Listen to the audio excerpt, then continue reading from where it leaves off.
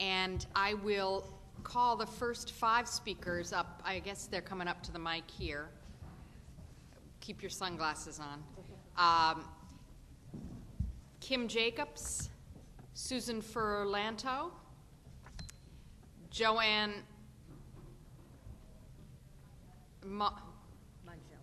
Joanne Mongelli, sorry. Catherine Loda, and Joan King. Thank you. And while they're coming up, I will introduce, we have Legislator Catherine Borgia, Legislator John Testa from this district, Legislator Michael Smith, Legislator Sheila Marcotte, oh hi, and Legislator Virginia Perez. So, welcome.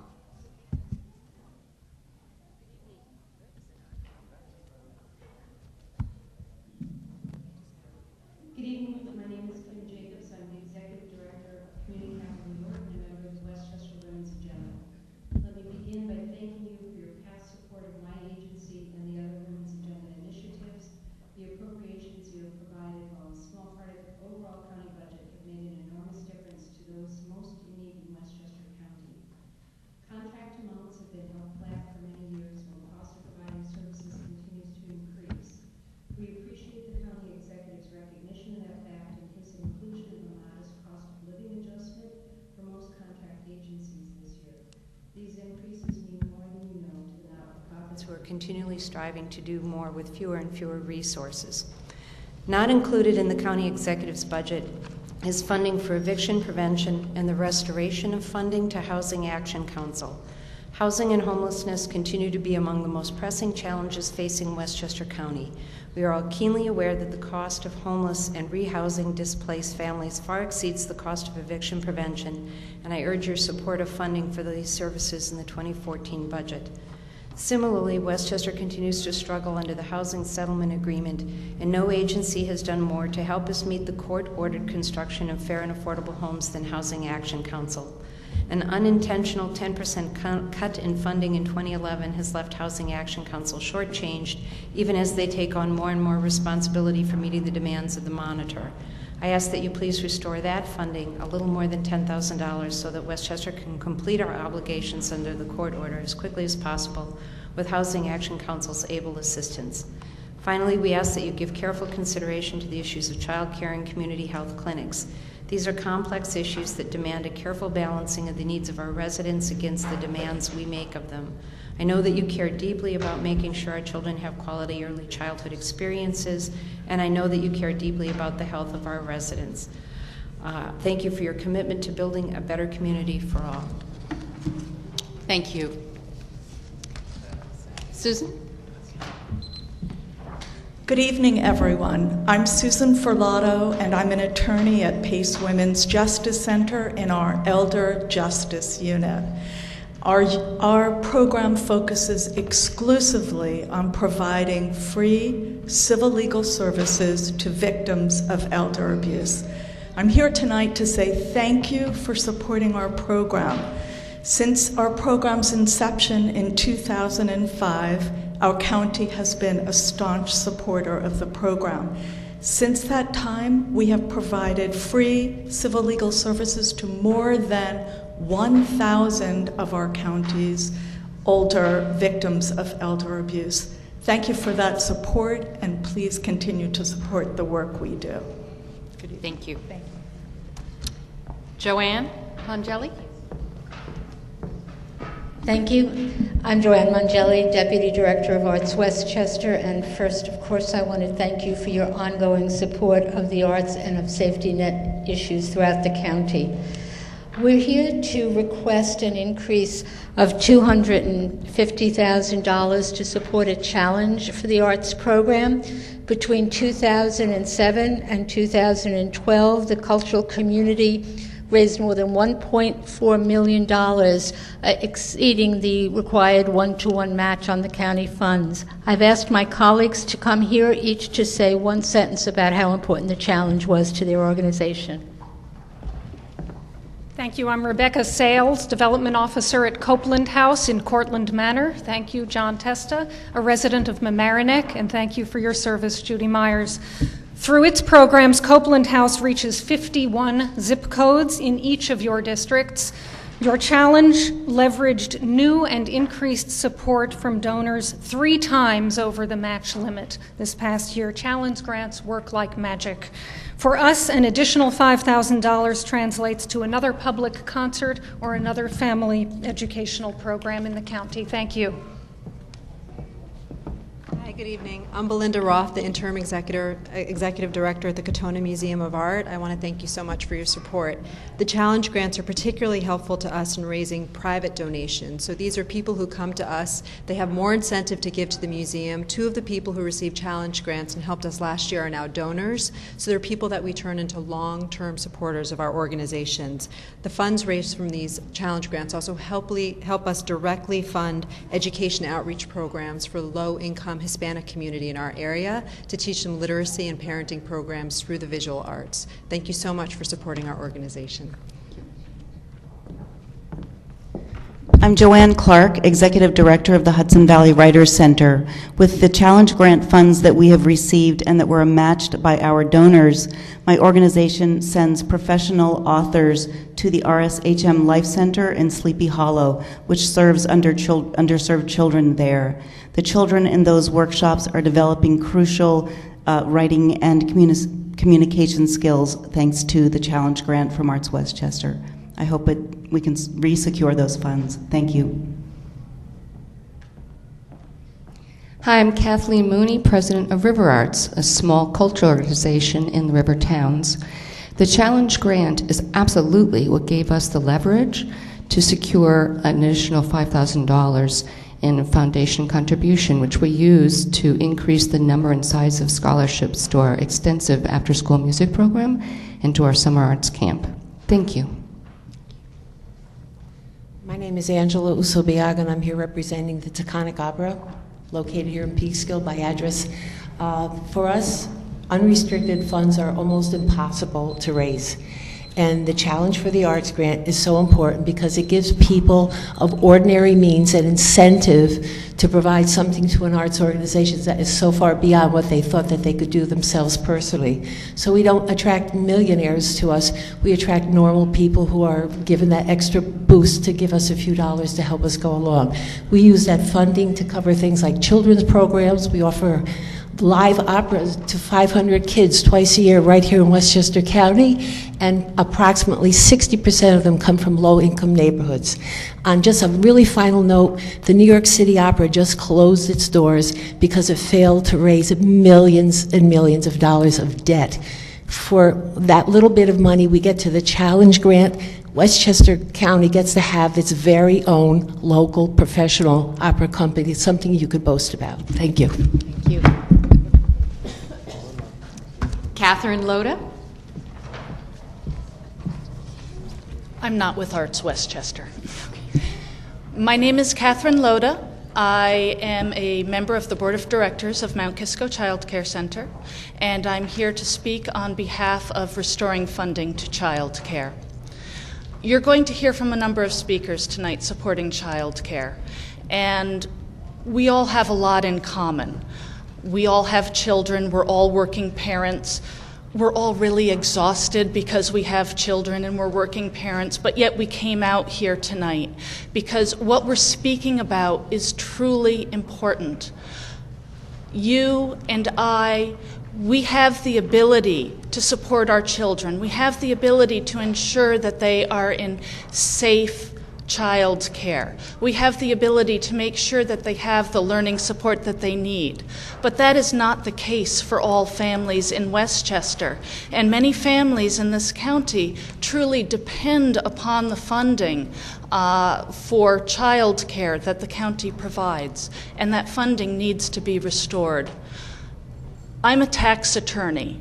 I know that we're in a budget crisis. I know that we're short of money and hard decisions need to be made. But nonetheless, this money does need to be restored to child care. It's good for the economy. It's good for the short-term economy. It keeps people working. If people have to spend 27% of their gross income just to keep their children in child care, they won't have enough money to pay the rent and to buy food. They simply cannot do it. We need to keep these people working. We need to keep them off of the welfare rolls. It's a terrible solution to cut funding to childcare. The families don't want it. The working parents don't want it. The children have no role models. The taxpayers certainly don't want it. No, it's a terrible solution. It's a good solution for the long term. These children are given the tools that they need to go forth in society and become good working wage earners, people who can support our economy going forward. We live in one society. We cannot afford for an entire generation of our children not to be given the tools that they need to succeed in their future working lives. I don't want to live in a society where an entire generation of children, simply because of budget cuts, did not receive the education that they needed in their early years. You have a lot of hard choices to make. There are a lot of very worthy organizations that are asking you for their funding. I can't say that they're not worthy of that funding. What I can say is that we have a limited window here, and that window needs to be used to support these children. Thank you. Thank you. Joan King, and while Joan is coming up, could we have the next five, please? Howard Milbert, Amber Lubera, Dawn Mayersky, and Amy Sinisgaldi. Is that 1, 2, 3, 4? Oh, and Hillary Harrison, please. Good evening. I'm Joan King. I'm a daycare provider here in Peekskill at Little Kings and Queens Daycare. I've been in this business for over 20 years here in Peekskill, and I'm just here to speak on behalf of our children and our parents. We really do need this child care funding here in Peekskill. There are a lot of kids out here that's not in quality child care, that needs quality child care. We also need more places for children, but the reason why a lot of children are not in quality child care is because of the percentage rates that's changed for the parent fees, that they can no longer afford the parent fees. So we need the parent fees to stay at 20%. We need you to put more money into child care, and also that we need to reinstate Title 20. If parents make $1 more than what they're eligible for, I think it used to be something like $275. I think now it's at 200% or something like that. And they need to be able to qualify for these Title 20, because Title 20 parents are higher paying parents than low income parents, but yet and still they still need that little bit of assistance to be able to go to work and not get back on welfare and not have to get food stamps and all of that. So if we want to see the economy change and everything change, we need to put more money into child care. We really do, so that kids have quality care here in Peekskill. Thank you. Thank you.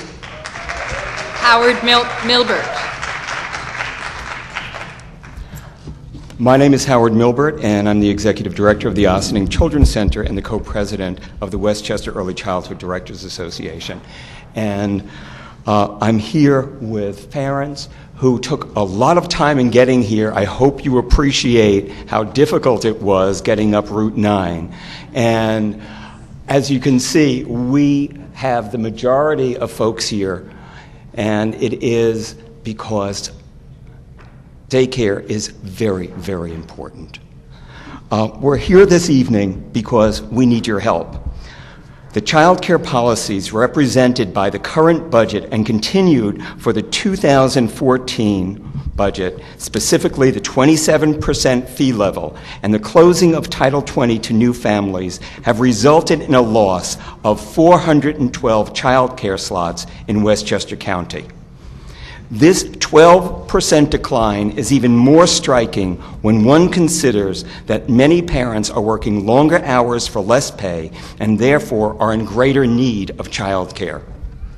At the Ossining Children's Center, 16% of our families have been denied Title 20 subsidies over the past year, despite being financially eligible.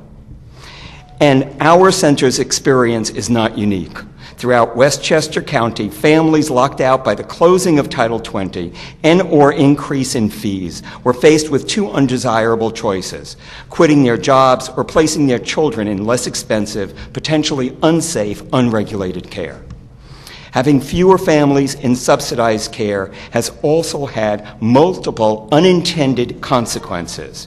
Reducing the number of children in high-quality preschool settings increases the likelihood of greater costs later on in the form of educational remediation. Closing parents out of reliable child care is destabilizing to our community's workforce. And reducing the number of subsidized families has left many daycare providers being under-enrolled, under-financed, and teetering on the brink of financial collapse. This, in turn, threatens to destabilize the entire child care system that families at all income levels depend on. Subsidized child care has been one of the great achievements of welfare reform. People on both sides of the aisle support the use of public funds for child care tuition assistance because it has proven to be an effective way to empower low and moderate income families to work their way toward financial independence. Studies have shown that high-quality child care not only saves the cost of educational remediation later on, but also increases earning potential and therefore taxable income. We understand that no one wants a tax increase and that we all have to do more with fewer dollars. However, we are asking you to spend more on child care in order to do what will be best for the county in the long run. We're asking you to fund Title 20 and to reduce fees to a more affordable level in order to enable more families to work and to provide more youngsters with a proven pathway to success. Thank you. Thank you. Amber Lubera. Is Amber Lubera? Oh, she didn't get it. Okay. Dawn Myersky.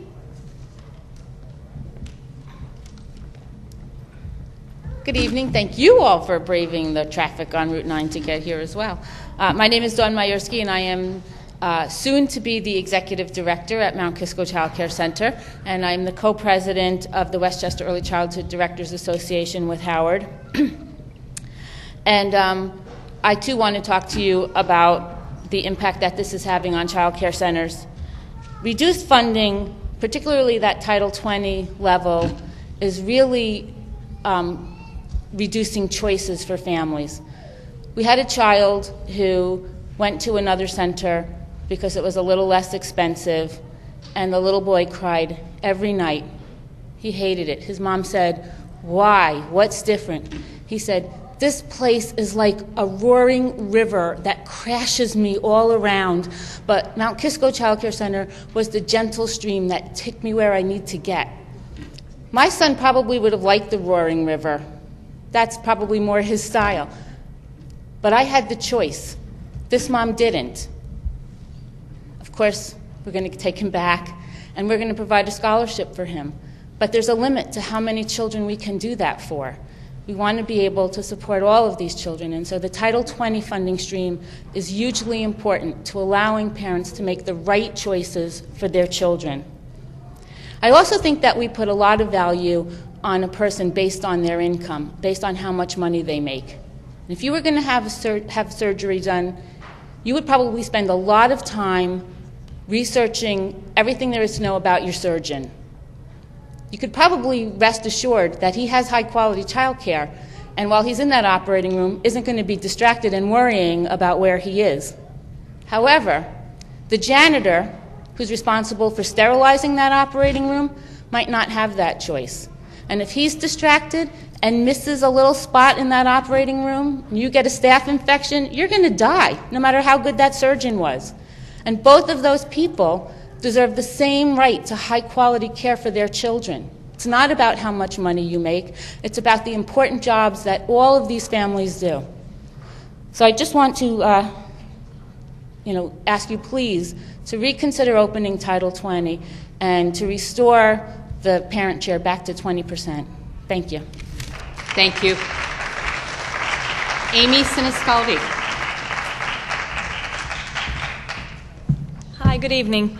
My name is Amy Siniscalchi. I'm the Chief Program Officer at My Sister's Place, which is a comprehensive agency serving victims of domestic violence and human trafficking in Westchester County. We are also proud members of the Westchester Women's Agenda, and I do just want to add a plug for childcare because so many of our clients are so deeply affected by this issue as well. We are asking to have, for the last few years, we've had a contract that has covered a few different things, and it's been an ad through the Board of Legislators, so we're thanking you for that, but also asking if it can be restored. And that is $75,000 that covers three things for us: tot drop, case management, and human trafficking. In addition, we have a $20,000 ask for our teen education program around dating violence, which you will hear from somebody in Yonkers on that. So I'm just here to talk about the case management, tot drop, and human trafficking. The case management portion of that funding helps us provide support for the supervision and oversight of the day-to-day operations of My Sister's Place crisis intervention, counseling, shelter, and advocacy services. Our work with families in crisis is trauma-based and emergency-based and can often involve life and death decisions. As we may know, risk significantly increases when a victim is getting ready to leave an abusive relationship, so our work is crucially needed. The counselors, advocates, and educators are skilled, but they need guidance and support provided by their supervisors whose work is supported by this funding. Many of our staff are survivors themselves, and the work definitely takes its toll. The tot drop portion of the funding allows us to provide therapeutic child care for children of victims who come in and have appointments with their counselors and attorneys. What this does is it provides a therapeutic space for the children so that they don't have to sit in the room with the adult victim listening to the stories of trauma being retold and retold as the adult victim is trying to work with their attorney or their counselor. These children have often witnessed and experienced this horrific abuse in person and really don't need to keep hearing it and living it. And so this is a really crucial service, and many of our clients would not be able to come for services if we didn't have this service. The human trafficking portion of this funding, I don't know if everybody knows that the cases in Westchester County and around of sex and labor trafficking have been increasing greatly.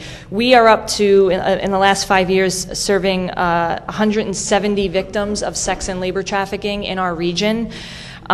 We are one of the founding co-members of the Westchester County Anti-Trafficking Task Force along with the District Attorney's Office, which brings together 30 representatives from federal, state, and local law enforcement as well as service providers to proactively investigate these cases. Westchester County in particular is home to a diverse number of industries that are ripe for these issues, including bars and restaurants, nail salons and spas, summer camps, agricultural, landscape work, and domestic work, including nannies, au pairs, and housekeepers. Restoration of this funding is respectfully requested in order to rid our communities of this scourge and to provide critical life-restoring services to the victims. Thank you so much for your time. Thank you. And while Hillary Harrison is coming up, could we also have Sandra Bond, Jeff Samuelson, Lisa Rosenblum, Joanne Clark, and Julie Velasquez, please.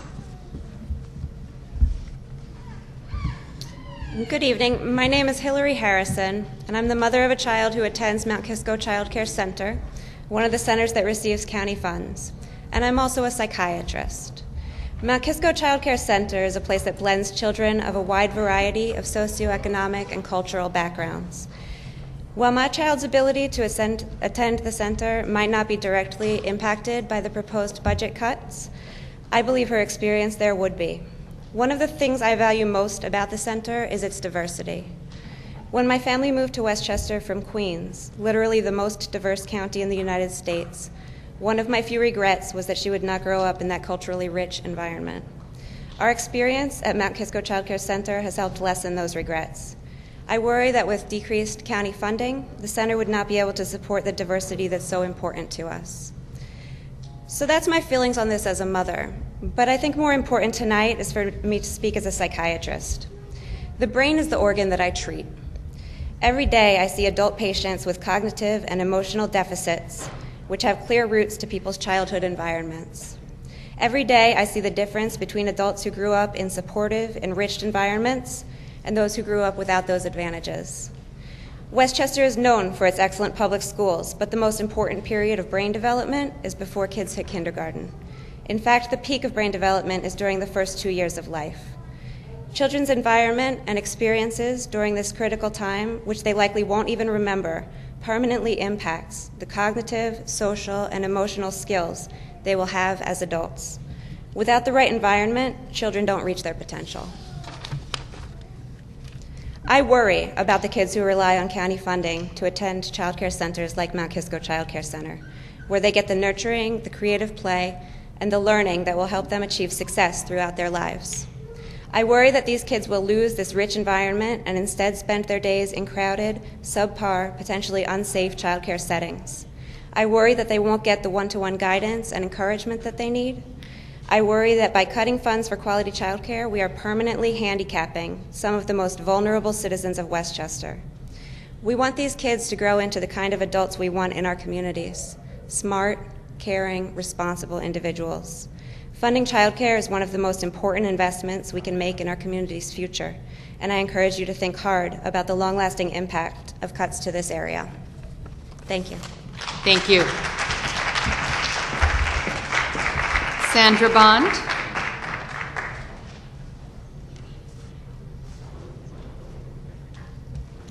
Good evening. I'm taking the place of Sandra Bond. My name is Adele Walker. Adele Walker at Nana's Place Child Care here in Peekskill. And I enjoy basically what I do in raising, caring, nurturing the children. And right now, it seems the parents are having a hard time, applying for social services to assist them in child care because either they don't have the Title 20 so they can afford to have child care. They don't have, and the parents' fee. The parent fee is constantly fluctuating. Okay, if we can possibly let the parent fee stay at 20% instead of moving up to 35%, the parents will feel good, where they don't have to feel they don't have to work, or they would have to go on social services later on. Okay, Title 20. For new families coming into child care, if they don't have the Title 20, if they're making X amount of money, then they'll tell them that they cannot afford to receive subsidy, and that's not good for them because they want their child to have a good head start in their life so that they know when they start school, they don't have to start on the bottom, they can start on the top. Okay? And if you could possibly allow the parents' fee to stay at 20% and refund the Westchester Scholarship Program. Okay, that's important also. So that's something that seems like they forgot to have in for the parents and children that needs the funding. Okay, I appreciate if you can keep us abreast with the open Title 20 and the parents' fee of staying at 20% and the refunding. Thank you. Thank you. Jeff Samuelson.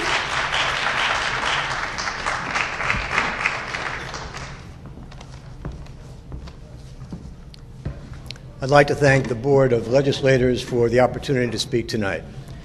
My name is Jeff Samuelson, and I'm representing the Child Care Council Board of Directors, a group of 21 men and women from varied fields, including banking, commercial real estate, workforce development, human resources, financial services, higher education, technology, law, business development, psychology, marketing, philanthropy, as well as early childhood care and education.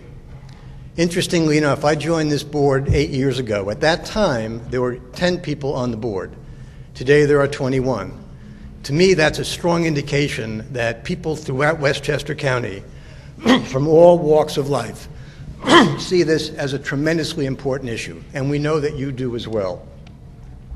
We believe your fundamental responsibility is to shepherd the resources of the county through the annual budget to ensure provision of required services and at the same time make thoughtful investments to ensure tax revenue growth while minimizing or even eliminating increases in county tax rates.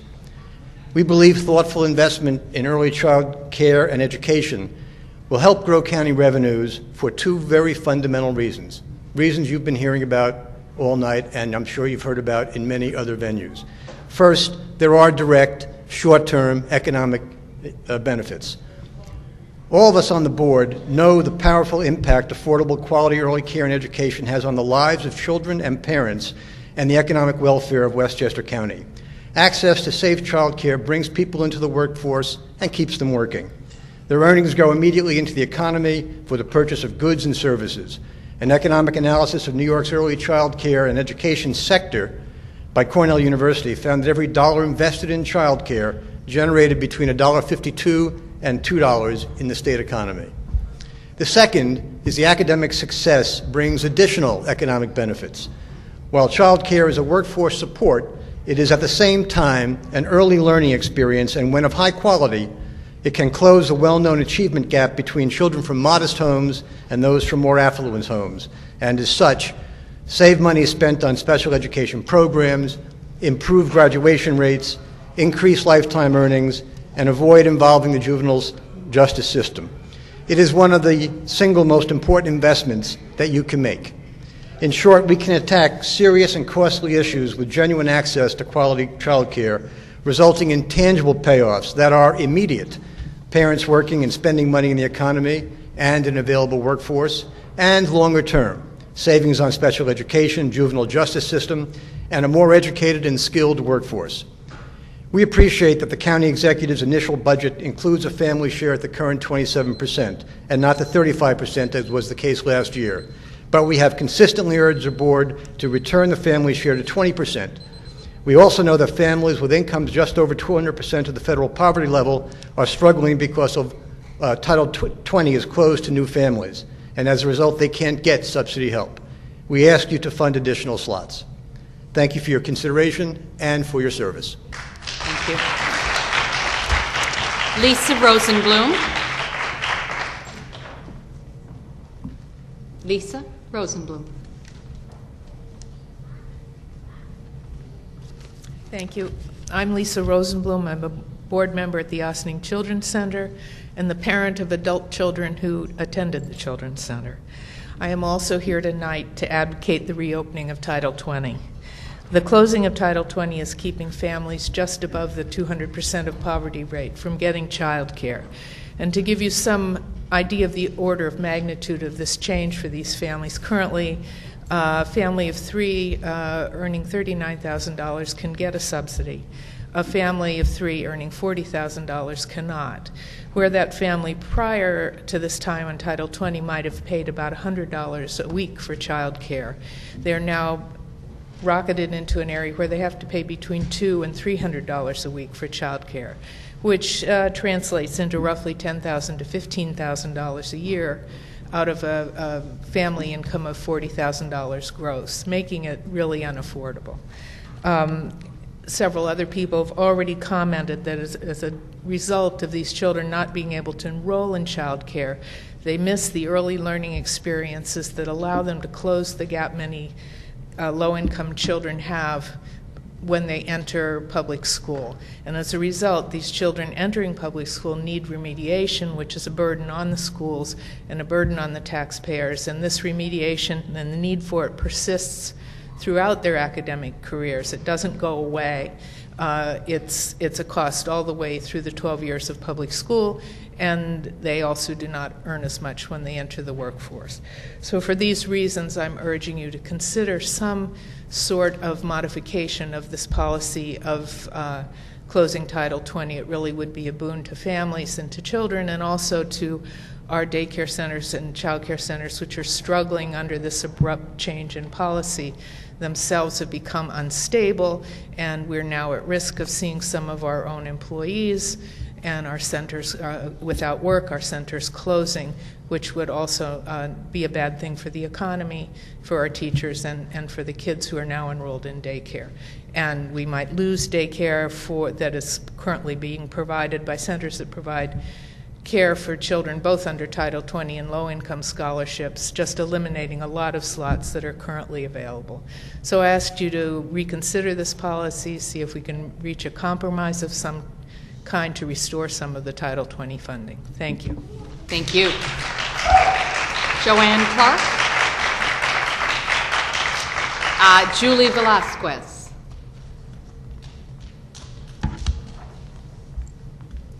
Good evening. First and foremost, I wanted to thank you for the child care, the budget for the child care. I personally grew up in the Bronx and I moved up to Westchester to provide a better life for my daughter. As a single mother, full-time worker in the daytime and full-time student in the night, it is very hard to even afford the parent share now. I currently was able to do a payment agreement with Mount Kisco Child Care Center, and sometimes I even have to borrow money from friends or family to pay the parent share that I pay now. I just pray that you guys reconsider the budget cut and don't increase the parent share. Thank you. Thank you. Could we have William Maloney, Jake Scher, Cora Greenberg, Rose Noonan, Elizabeth Block, please come up.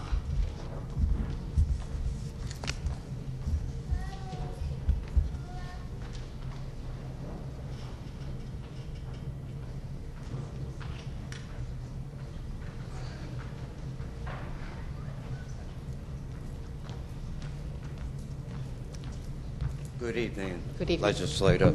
Today we're talking about cutting budgets in the county. We're cutting too many budgets. These young kids need these programs. You got to remember, they're going to be voters one day, and they're going to vote on budgets. We need to support the young kids today. This is our future right now. Without this future, we ain't nothing. I'm 50 years old. We got to support all these young kids' programs. If we can support them, we got them back in 100%. So if you pass this budget, we got to give the money back to the families who are working for daycare, child care in Westchester County. Don't think about yourself. Think about the parents who work 2 jobs just to pay for daycare in Westchester County alone. We are the highest tax bracket in all of New York State. But we only think of ourselves so we can get in office.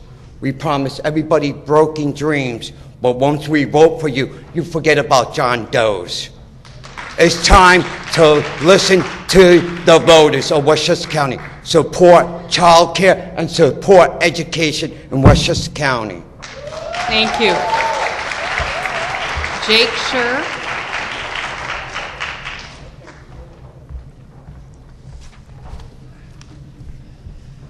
Good evening, honored members of the Westchester County Board of Legislators. I'd like to thank you for providing us the opportunity through this public hearing to introduce ourselves and our family to you and to give you our input on terms of the countywide budgetary considerations for child care. My name is Jake Scher, and this is my wife, Samantha. I am a first-year law student at the Pace University School of Law in White Plains. And today, I am here to talk to you about our son, Arlen David Scher. Arlen was born on August 2nd, 2012. Arlen looks great now, but that is entirely thanks to the amazing healthcare providers in the county and region. This is because Arlen was born with a condition called duodenal atresia, where his intestines were not connected to each other. 50 years ago, there would likely be no Arlen David Scher in front of you today, because his condition was not widely known, nor was it widely treatable. Even in Arlen's case, he had to spend 26 days in New York Presbyterian Hospital, being fed through a tube while his intestines healed. Arlen is now, of course, much healthier, but his intestinal health can create complications, which means that as parents, it is important to us to have child care that we can trust, not only for more common concerns, but also to ensure that he eats well and maintains his health. From the beginning, Mount Kisco Child Care Center has exceeded our expectations in providing that extra care and service. With a team of nutritionists, farmers, and chefs, Mount Kisco Child Care Center has created a hands-on curriculum that builds a natural appreciation for fresh, whole food. I can't tell you how wonderful and rewarding it is, especially after that first month of his life, to see Arlen chomping down on an organic diet, acting like he doesn't have a care in the world. Because of his intestinal issues, however, some foods that kids regularly get, such as cow's milk, can be difficult for Arlen to digest properly. Sometimes these foods can be a matter of first impression for us. Mount Kisco Child Care Center's nursing staff have been attentive and communicative at all times, reporting any issues Arlen is having, changing his diet accordingly, and advising us to do the same. I should note that neither Samantha nor I consider the funds that we receive in scholarship from Mount Kisco Child Care Center in any way to be a handout. To the contrary, we are cognizant of just how difficult our ability to better ourselves for our children's welfare would be without your help. We both work very hard, and we see the scholarships that Arlen has received not as an allowance, but rather as an investment in our family's future. We hope that one day we will be able to return that investment. We are thankful for the support that Westchester County has provided for us, and we aren't alone. The issue of child care is both universal and bipartisan. Without programs like MKCCC in towns such as ours and the town next to us, we would not have the opportunity to receive the opportunities that we do today. Thank you very much. Thank you. Cora Greenberg.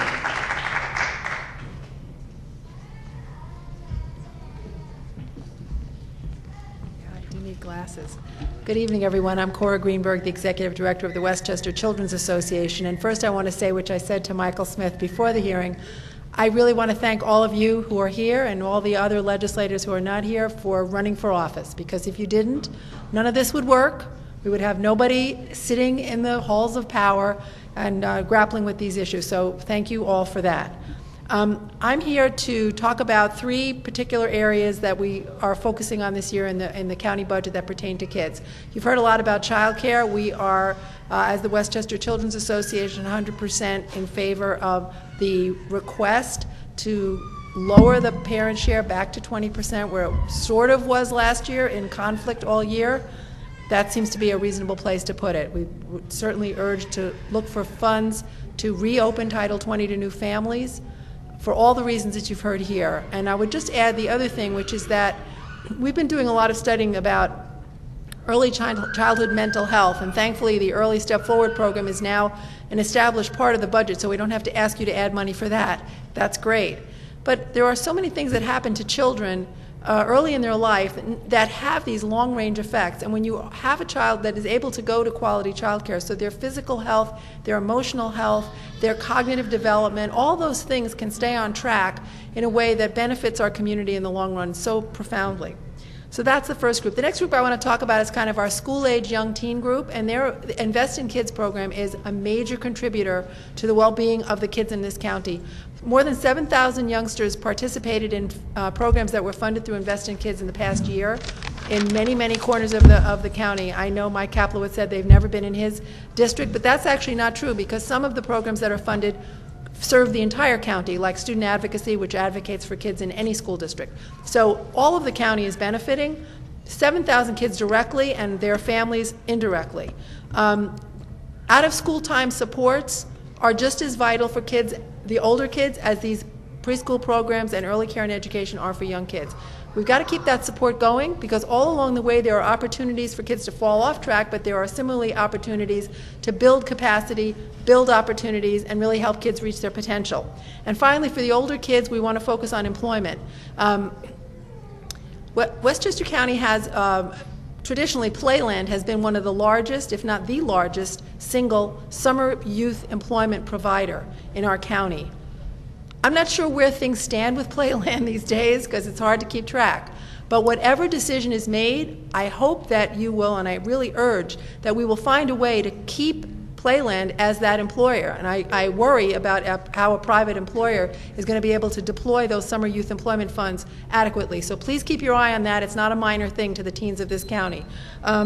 Finally, we just urge you to continue the public-private partnership that's been so effective for college students finding employment, and maybe let's reach that down lower to high school students because it could work for them too. Thank you very much. Thank you.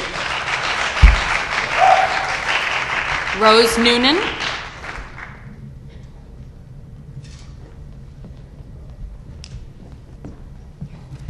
Good evening. Thank you for being here. I am Rose Noonan. I am the Vice Chair of the Westchester Women's Agenda. I'm also the Executive Director of the Housing Action Council, a member of the Agenda. As I think you all know, the Westchester Women's Agenda is a coalition of individuals and organizations that advocate on behalf of Westchester County women and work to ensure that the social and economic climate provides women equal access to opportunity. Our organization continues to grow and now includes more than 50 individuals and organizations that serve thousands of residents in Westchester each year.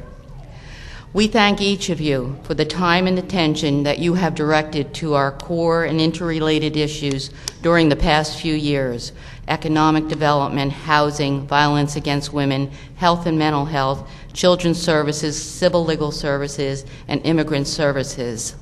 The administration and the board have challenged us to document our needs, to justify our cost, to find efficiencies, and to collaborate further. This we did, extending ourselves to the maximum limits. We are pleased to be here tonight with a much shorter list of requests to restore than in prior years. We thank the administration and the board for working toward a 2014 budget that is fiscally responsible and provides for safety net services. We are also pleased that in some of our issue areas there's been a budgeted 3% cost of living increase, the first in many years. However, there are certain unfunded or underfunded safety net services which we want to direct your attention to and ask that you work with the administration to approve a budget that addresses them. In the housing area, we ask you to provide funding for eviction prevention so that individuals and families can remain in their homes and that the county can avoid the high cost of homelessness. Also in the housing area, we ask you to restore funding for technical assistance to develop affordable housing to its 2012 level. A small investment in technical services generates hundreds of housing units for low and moderate income households, and there is one right adjacent to the school that's an example of that type of a service that was rendered. In children's services, we ask you to restore child care scholarships, support for child care services, and reduce the parent share of the payment. The decades of research have shown that the lack of quality early childhood learning opportunities raises future costs. The decrease in funding for these services and the increase in the parent share of child care costs have excluded children from these services and have affected the quality and availability of child care. Please continue to discuss this further with the child care agencies and their representatives.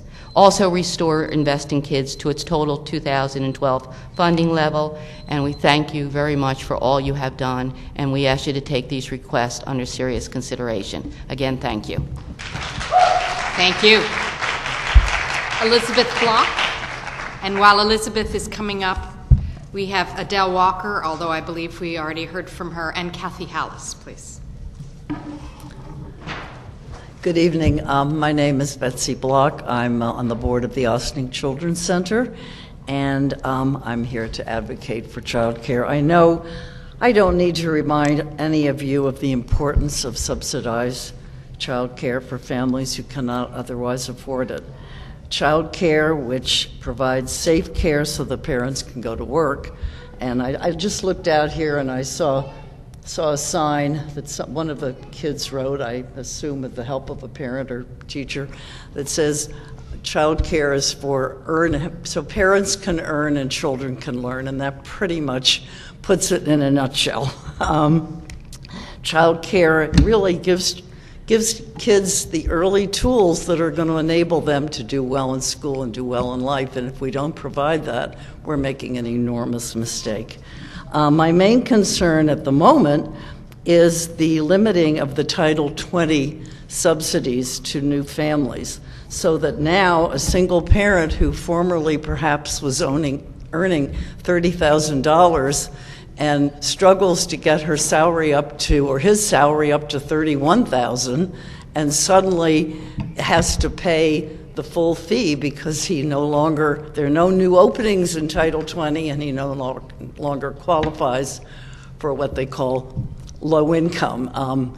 To me, $31,000 in Westchester County is pretty low income, and for them to try and pay over $300, which is the cost of daycare, is just impossible. Anyway, as you know, childcare is an investment in the future, and I hope that you'll do everything you can not to save money by cutting those funds. We really need to open up Title 20 to more families again. Thank you very much. Thank you. Kathy Hallis. Hi. Good evening, and thank you so much for this opportunity to address you. I'm the Executive Director of the Child Care Council of Westchester, and I wanted to say that our agency talks with thousands of parents every year as we help them try to find the best possible child care for their families. We've also worked with about 1,000 families who have received one of our child care scholarships.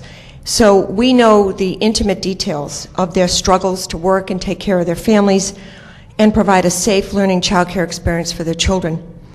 A current Pat Lanza scholarship recipient just told us, "I didn't know how I was going to make it without help. It's truly unbelievable. Within the first week in a real daycare, my son was speaking better, being social, and using his manners. He's now on a schedule, interacts with older children, and loves going to school." That's from Melissa, mother of 2-year-old Michael, who had been taken care of by a babysitter previously. With all the discussion over Westchester child care, we wanted to hear from even more parents, so this summer we conducted a survey. The respondents to the survey, which numbered over 700 and came from all over the county, were generally households of 3 and 4 and included all income levels from under $30,000 a year, and 7% had incomes of over $200,000. And here's what they told us. While a majority is using regulated care, many are using a mix of child care options, including regulated and informal. What they pay for child care generally increases along with their income.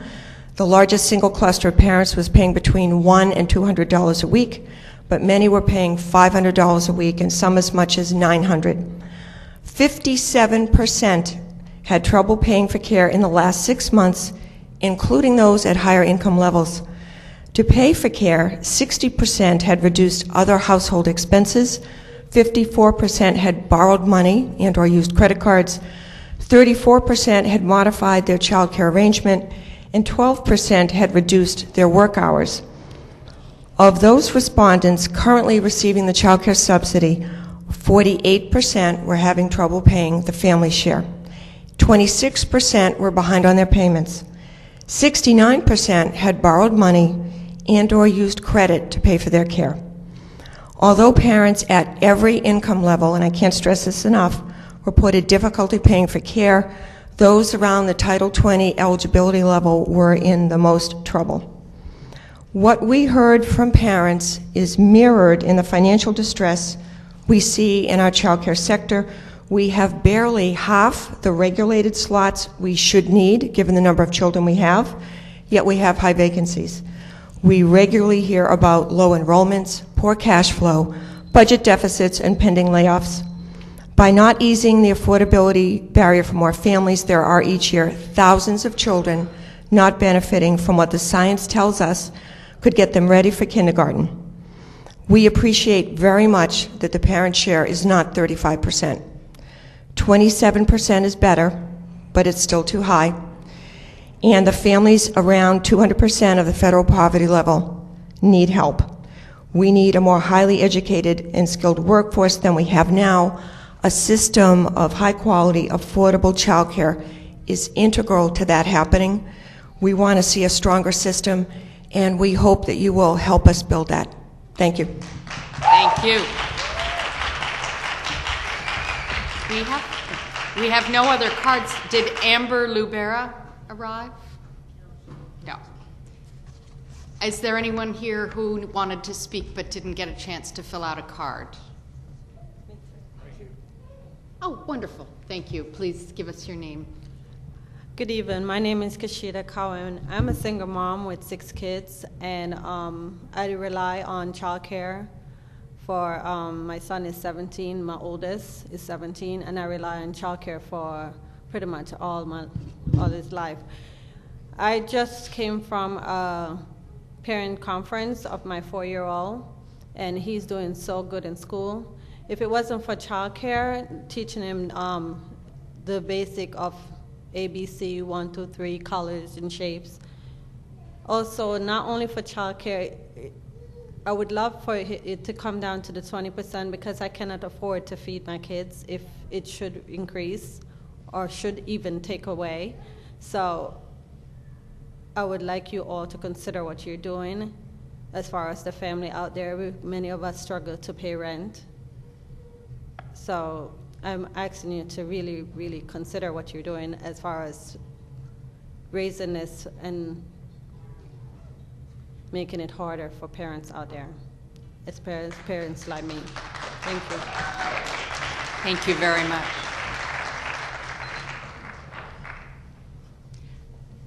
We have no other speakers this evening, so I would like to thank all of you for coming out tonight and for risking yourselves on Route 9 and for navigating this parking lot earlier. Thank you so much. We will have 2 other public hearings, one down in Yonkers for the southern part of the county and one at the Westchester County Center in White Plains. Thank you again for coming out this evening, and we will see you soon. Thank you.